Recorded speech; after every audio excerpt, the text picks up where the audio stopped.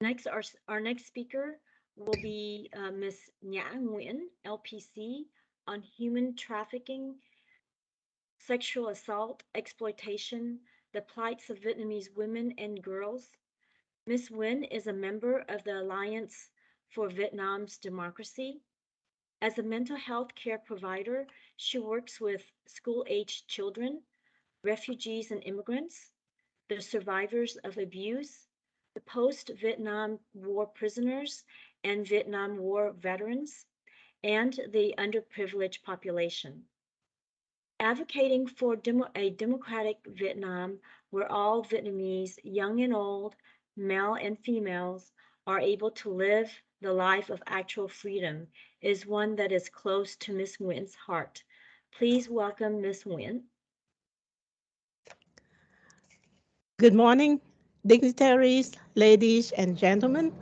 I am honored to be here to present the topic, human trafficking, sexual assault, exploitation, the plights of Vietnamese women and girls. Women and children are victims of domestic and transnational trafficking and sexual violence, sexual exploitation, sexual assault, forced marriage, forced prostitution. Women are also victims of debt bondage, domestic servitude, and children are victims of forced labor and forced begging.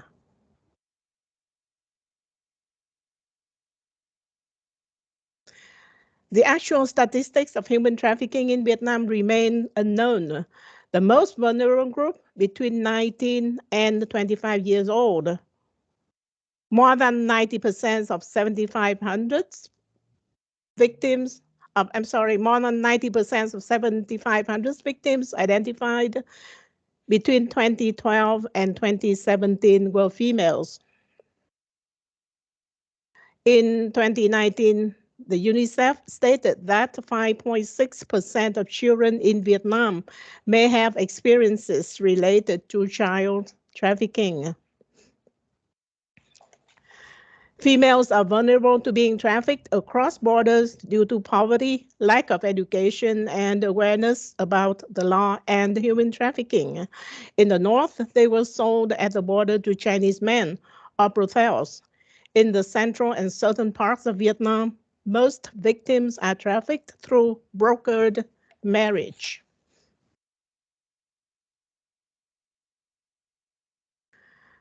These are the ads of mail order brides from Vietnam, which says, for example, buy a wife from Vietnam for only $6,000, guaranteed, virgin, be delivered within 90 days, no extra charges. And if ran away within a year, you get another one for free. From Vietnam, victims either fly or being trafficked to neighboring countries or to China, Russia, Europe.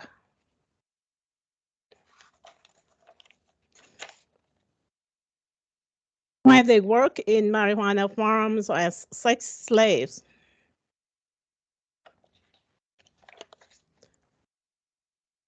They are in Africa. They are in the Middle East. And this is the picture of domestic servants in Saudi Arabia asking for help. Some are victims of physical and sexual violence resulted in deaths. Despite the pandemic and closed borders, human trafficking is on the rise within Vietnam and across the borders to China and Cambodia. Women and children are victims of sexual harassments and assaults. Violence against children and women is pervasive but underreported by the government. Women, female teachers, and schoolgirls are frequently subjected to sexual harassment and assault, including in boarding school, by cadres, teachers, government caregivers. In 2019, 164 children were sexually assaulted per month. Children are victims of poverty and forced labors.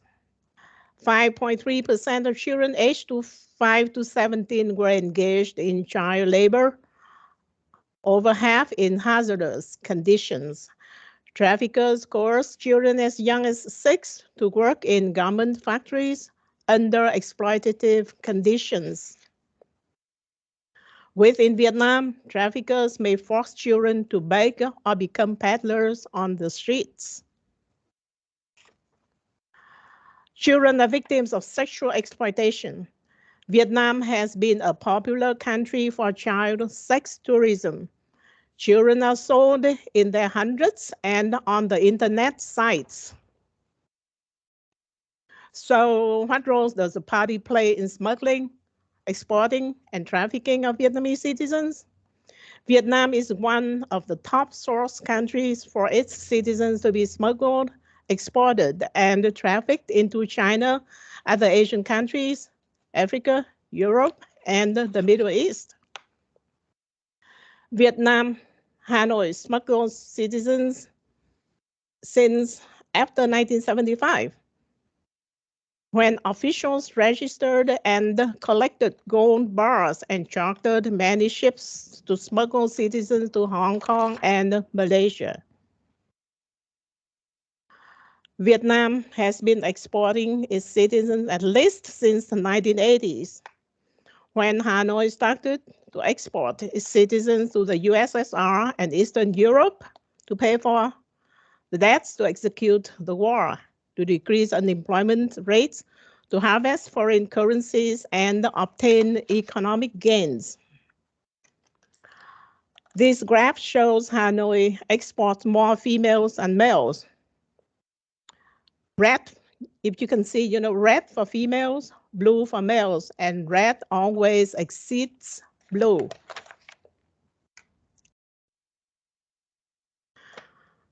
The Communist Party must be responsible for victims' plights due to severe deficiencies in government transparency, accountability, judiciary. Corruption is pervasive in Vietnam. Government officials take part in trafficking activities. High-ranking officials are the most dominant agents in facilitating illicit activities that reflect the impairment in political leadership and the governance and a church's policy towards its citizens. As a result, the State Department's 2022 Trafficking in Persons report downgraded Vietnam to Tier 3, which means countries whose governments do not fully comply with the minimum standards and are not making significant efforts to do so.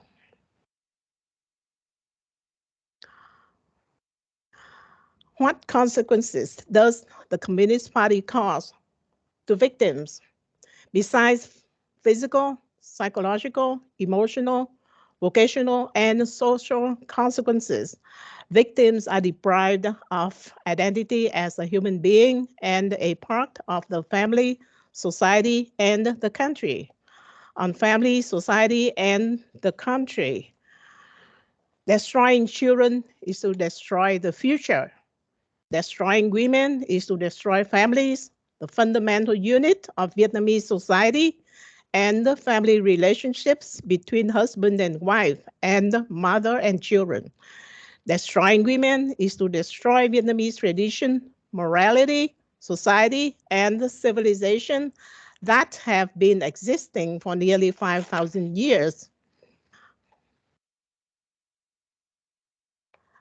The export of women, children, and young people deliberately create gender imbalances as such in China by exporting and scattering Vietnamese young men and women all over the world. Hanoi is deliberately minimizing the population by minimizing the number of young men and women who can contribute to the society and the country, and the number of women who could give birth to children, the future generations. The strategies to exploit women and children immorally is the most abhorrent strategy of the Communist Party to fulfill China's evil strategy to annex Vietnam and to minimize and sanitize Vietnamese people because children of Vietnamese women and Chinese men are Chinese. The same sanitization is happening in Tibet and Xinjiang. The only difference is that Vietnamese women are exported across the border. Some are rescued, in parentheses, and transported back to Vietnam. But what happens to their children? This is happening amidst World Bank report of Vietnam's falling birth rates and slowing population growth. The above policy objectives of Vietnamese government are completely opposite to those of democratic governments, which President Nixon clearly articulated in 1967. The people, in the broadest sense, have become an entity to be served rather than used. Thank you.